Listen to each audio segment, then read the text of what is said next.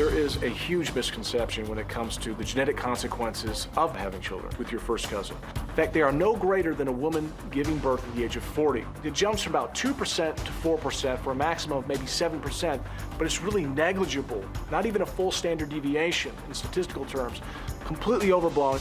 We hear stories all the time of a regular relationship, not cousins, and they have issues with their children. Their children end up being special needs, but nobody's sitting there pointing the finger at them. We are not trying to have children. We are not actively seeking childbirth. But if we do end up doing that, we'll both be the best parents we can be. Well, actually, people are pointing the finger at them. They're saying that these are high-risk pregnancies and are not recommended in the medical community. First cousins Angie and Michael say if they got pregnant, they would welcome their child with open arms. They say they are sick and tired of misinformation about first cousins having children. Well, Dr. Dana Grayson is a medical doctor, biochemist, and medical researcher who has helped develop treatments and preventions in hematology, oncology, infectious disease, biodefense, nephrology, cardiology, and neurology. Her medical research has been published in the world's most prestigious scientific journals. And so Dr. Dana Grayson, weigh in on this, if you will. The comment here is, this is no greater risk than a 40-year-old having a pregnancy, which is increased risk. He said it's no different than that. That's just simply not true, is it? Well, it's not true. It's cherry-picking the data. So if you only look at the time of birth for congenital anomalies, there is similar risk. It's slightly increased amongst first cousins compared to women, we call them advanced maternal age, so women over the age of 40. But also understand that just like your genes program what ends up happening to you. That's why my hair is curly, why Dr. Phil's hair is, well, Dr. Phil's hair.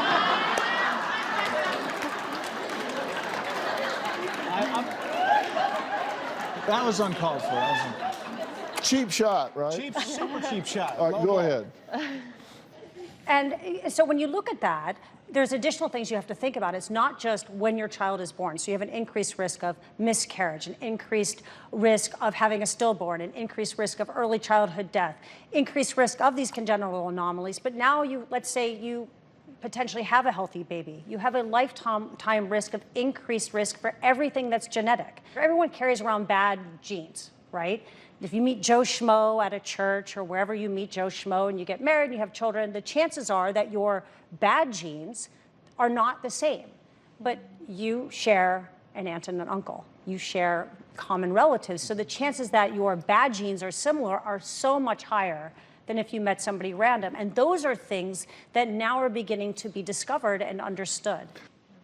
In these type marriages, stillbirths increase 80.6%. Child deaths after birth increase 80%. Miscarriages, 67%. Congenital anomalies, 6.1%, where non-consanguineous marriages, 2.4%. And when you look at the congenital anomalies, we're talking about nervous system defects, congenital heart disease, oral facial clefts, digestive abdominal wall, urinary, genital, limb, and musculoskeletal abnormalities, genetic diseases and blood disorders like hemophilia, 3 times more likely for mood disorders and 2 times more likely for psychotic disorders. So these are increased risk substantially. You're just simply wrong. I don't know of anyone born from cousins who has any problems. What you're doing is citing anecdotal information compared to really scientific information that has a big enough sample size to really give you a database that you can rely on. What we found was, articles online saying that the risks were a couple % higher for birth defects. Well, before you listen to Dr. Google, you have to look and see. You have to look and see what agency published that information. If you go back and see what published that, and if it's Cousins or Us, then you've got to take it. That's true. Cousins or Us. No, you've got to take it with a grain of salt. Sure, but I don't think there's too many Cousins or Us out there publishing false information on Google.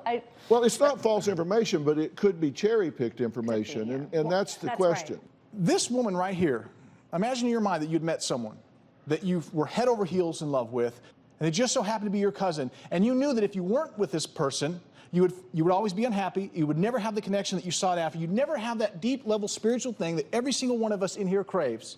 And you're telling me you wouldn't do it? Well, I don't know. I'm going to do it, I'm going to take the risk, and I'm going to be happy that I did it because I get to be with the woman I love, and that's just that. Thank you. But Mitch, well, there is another first cousin in this story, but she does not support Angie and Michael's relationship. We'll add her to the conversation after the break, and then we'll talk about some of the legalities of this. We'll be right back.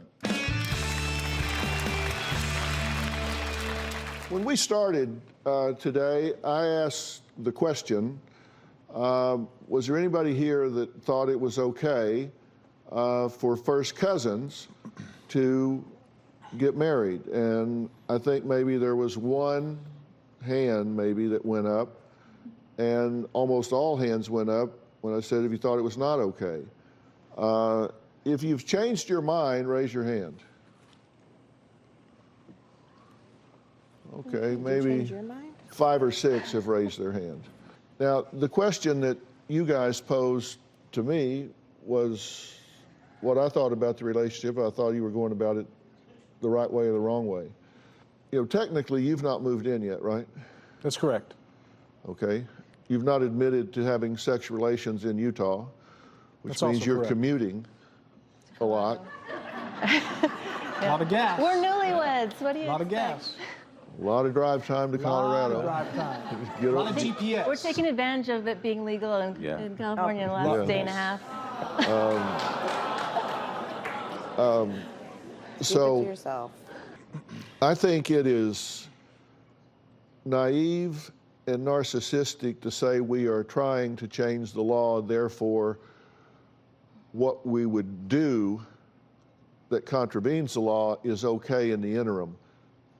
That's not the way a prosecutor would see this. That's not the way the Department of Child and Family Services would see this. So I'm just telling you, you asked my opinion. My opinion is protect your children, and to do that, live within the bounds of the law until such a time as you can change it. Okay, we're out of time. I want to thank all of my guests today. A special thanks to Dr. Charles Sophie. A special thanks to Dr. DR Grayson for being here today and sharing all of your information.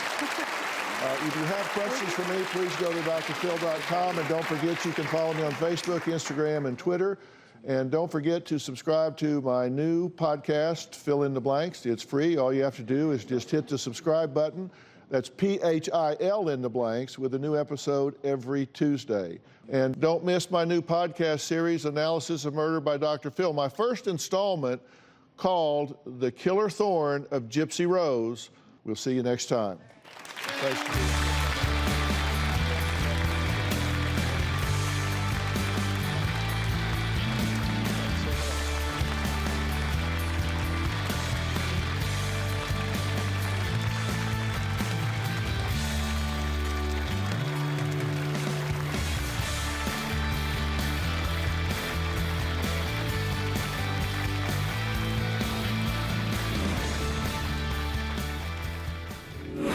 Shortly after leaving the stage, Michael and Angie proudly announced on social media that they are expecting their first child. We'll keep you updated.